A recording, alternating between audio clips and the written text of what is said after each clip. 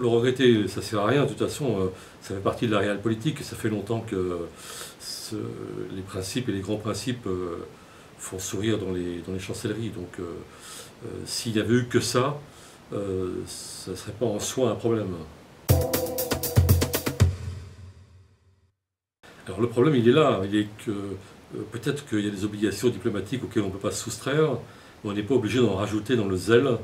Et là, François Hollande a dit des mots qui sont terribles, parce que d'abord, il a dit exactement le contraire de ce qu'il a dit pendant sa campagne sur le dossier israélo-palestinien, exactement le contraire de ce que dit le Parti socialiste sur ce dossier, et il a surtout repris exactement les mots qui sont ceux de Netanyahou dans son discours très langue de bois.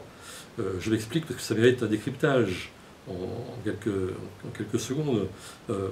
Demander la reprise des négociations sans condition. Ça a l'air comme ça très vertueux, sans condition. Il se trouve que la condition exclusive que posent les Palestiniens, je crois qu'on ne peut même pas parler de condition, c'est que pendant les négociations, la colonisation soit gelée. C'est-à-dire qu'on n'utilise pas le temps de la négociation pour réduire à néant l'objet même de la négociation. Or, c'est ce que font les Israéliens depuis des années, et c'est exactement le discours de Netanyahou qui dit négociation sans condition, c'est-à-dire continuons de coloniser pendant que des négociations s'éternisent. L'autre aspect, qui est presque pire, c'est Hollande a désavoué la démarche des Palestiniens, de l'autorité palestinienne en direction des Nations Unies pour une reconnaissance comme État non membre des Nations Unies.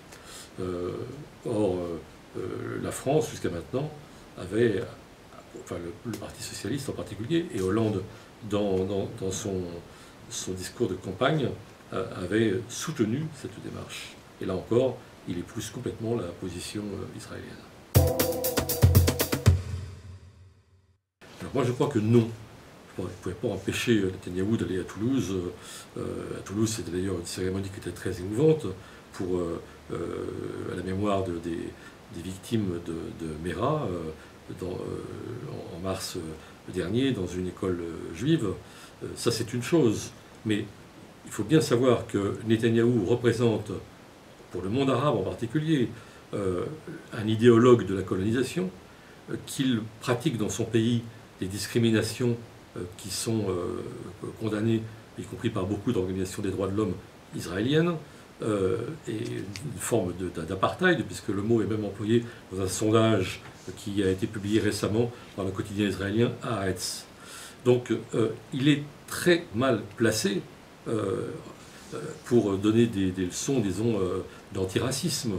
Et je pense que c'est vraiment très maladroit d'aller combattre l'antisémitisme, qui est un combat qui doit être mené en effet, aux côtés de ce personnage qui, de plus, vient de passer un nouvel accord électoral avec l'extrême droite israélienne, la plus férocement anti-arabe, et qui est pour le transfert des populations palestiniennes.